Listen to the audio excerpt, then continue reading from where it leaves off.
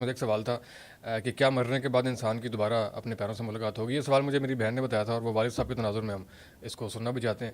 اس clip کے اوپر آج تک بہت سے لوگ جو ہے نا وہ میسیجز بھی کرتے ہیں، کمنٹ بھی کرتے ہیں، اور لوگوں کو بڑا اس سے رہنمائی بھی ملی ہے، اور وہ 50 لاکھ سے اوپر لوگ ابھی تک دیکھ بھی چکے ہیں، اور اچھا، مزید بھی ماشاء جاننا اللہ۔ چاہتے ہیں اس کے اوپر۔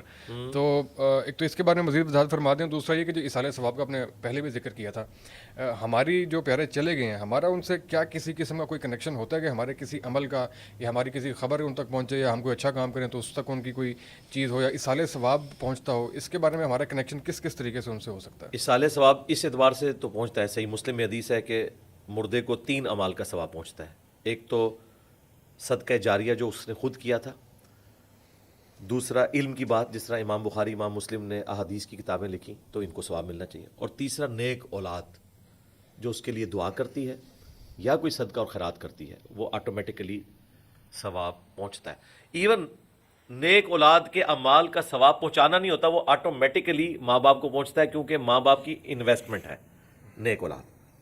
سنن ابن ماجہ میں حدیث ہے، ایک شخص کا اللہ تعالیٰ مرنے کے بعد مرتبہ جنت میں بلند کرتا ہے، تو وہ شخص عرض کرتا ہے اے اللہ یہ میرا عمل نہیں تھا، تو اللہ تعالیٰ فرماتا ہے کہ تیرے بیٹے نے دنیا میں تیرے لیے استغفار کیا، اس کی برکت سے میں نے جنت میں تیرا مرتبہ بلند کر دیا۔ ہم اپنے زندہ ماں باپ یا فوت شدہ ماں باپ کے لیے جو بھی دعا کرتے ہیں انہیں اس کا نفع ملتا ہے، باقی ملاقات تو مرتے ہی ہو جانی ہے۔ دیکھیں نا، بخاری مسلم کی حدیث ہے، سیدہ فاطمہ سے نبی السلام نے کہا تھا نا کہ ان قریب میں دنیا سے جانے والا ہوں، تو وہ رو پڑی، اور پھر کہا کہ میرے اہل بیت میں سب سے پہلے تم مجھے آ کر ملو گی، اس پہ وہ مسکرا پڑی۔ تو مرتے ہی اپنے فوت شدگان رشتہ داروں سے آپ کی ملاقات ہو جائے گی، اور اللہ کرے کہ ملاقات آپ کی جنت میں ہو۔ اس میں آپ نے اپنی بھی فکر کرنی ہے اور ان کی بھی، کہ وہ بھی جنت میں ہو، اور اگر وہ جنت میں تو آپ بھی جنت والے اعمال کر رہے ہو، تو تبھی ملاقات ہوگی۔ اللہ نہ کرے کہ ایک جنت میں اور دوسرا اللہ کے عذاب میں ہو، تو اس کے لیے پھر جنتیوں والے اعمال بھی کیے جائیں، اور ماں باپ کی طرف سے صدقہ اور خیرات کیا جائے۔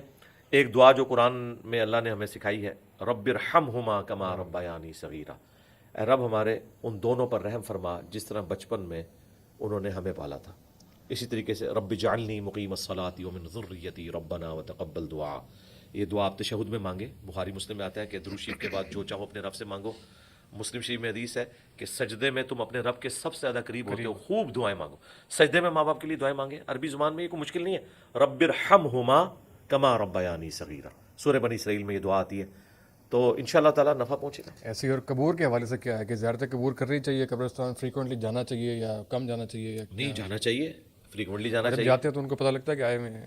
دیکھیں صحیح مسلم میں حدیث ہے کہ نبی الاسلام نے فرمایا میں نے تمہیں قبروں پہ جانے سے منع کیا تھا، اب میں تمہیں حکم دیتا ہوں کہ قبروں پہ جاؤ تاکہ آخرت کی یاد آئے۔ اس کا پرائمری مقصد ہے اپنی موت کو یاد اچھا، اپنی کرنا۔ ہاں، ان کو کوئی فرق نہیں پڑتا؟ ان کو فرق اس اعتبار سے پڑتا ہے کہ صحیح مسلم میں حدیث ہے کہ جب تم قبرستان جاؤ تو دعا مانگو، السلام علیکم اہل الدیار من المؤمنین والمسلمین وانا انشاءاللہ بکم للاحقون نسأل اللہ لنا ولکم العافیہ، اے مومنین اور مسلمین جو یہاں پر دفن ہو، تم پر سلامتی ہو، ہمارا سلام ان تک پہنچ رہا ہے۔ لیکن فزیکل نہیں ہے کہ وہ سن رہے ہیں یا وہ جواب دے رہے ہیں تو ہم سن رہے ہیں، ہم تو نہیں سنتے اس طریقے سے، وہ بھی ہمارا نہیں سنتے، اللہ پہنچاتا ہے، یہ برزخ کا معاملہ ہے۔ ان قریب ہم بھی مر کر تمہارے پاس آنے والے ہیں، ہم اللہ کے حضور تمہارے لیے اور اپنے لیے عافیت کا سوال کرتے ہیں۔ ابن ماجہ میں حدیث ہے عافیت سے بڑھ کر کسی شخص نے اپنے رب سے کوئی چیز نہیں مانگی، تو یہ ہم عافیت مانگتے ہیں فوت شدگان کے لیے، ہماری دعا سے ان کو نفع پہنچتا ہے، ہماری دعا کی برکت سے ان کی مغفرت ہو جاتی ہے۔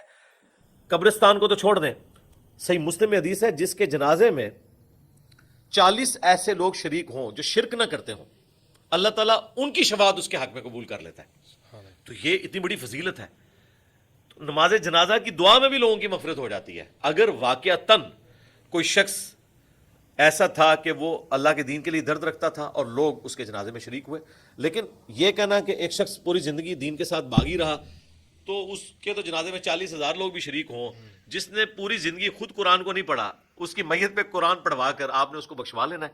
اور ویسے بھی یہ عمل تو بدعت کے اوپر مبنی ہے، آج کل تو 500 روپے ریٹ چل رہا ہے، آپ ایک قرآن خرید سکتے ہیں کہیں سے بھی پڑھا ہوا، اور زیادہ خریدے تو میرا خیال ہے 300 میں بھی پیکج کوئی طے ہو جائے گا۔